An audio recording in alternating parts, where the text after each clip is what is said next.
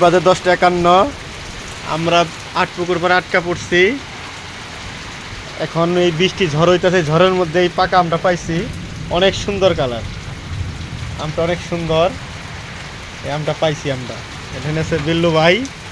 এখন আমটা কাটা হবে, আমটা কাটা কাটবো এখন, দেখি কিরকম আম।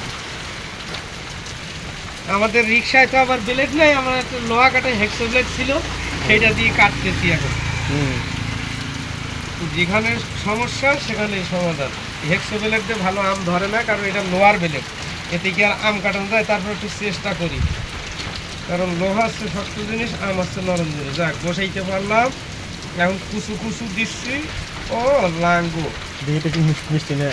দেখেন তো একটু টেস্ট করি, মিষ্টি না নোনতা না তো। আর কি অবস্থা আমার? মোটামুটি ভালোই, ফার্স্ট ক্লাস। আচ্ছা, ওরে শালা, কাটি নেই। তারপরে আবার আরো ফার্স্ট ক্লাস করে নিই। এই যে আম কাটলাম এক ফালটা, প্রথমে অপু ভাইকে দিলাম। ওই শালা, ওই শালা, এই। টক মিষ্টি আম, এটা গন্ধে বোঝা যাচ্ছে। অমিত অমিত, বাহ, একদম ন্যাচারাল। আমের সাইজটা একবারে পুরো এক আমেই 300 গ্রাম। এই আম 3টা হলেই 1 কেজি হবে ইনশাল্লাহ। সেই সাইজের আম একটু খাই দেখি। বিসমিল্লাহ রহমানির রহিম। না, মজা আছে।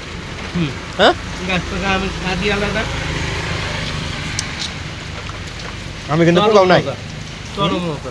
আমি কিন্তু পোকাও নাই। এই বৃষ্টির মধ্যে চরম ধুলাবালি, আটপুকুর পার, অন্ধকার, বৃষ্টি হইতেছে।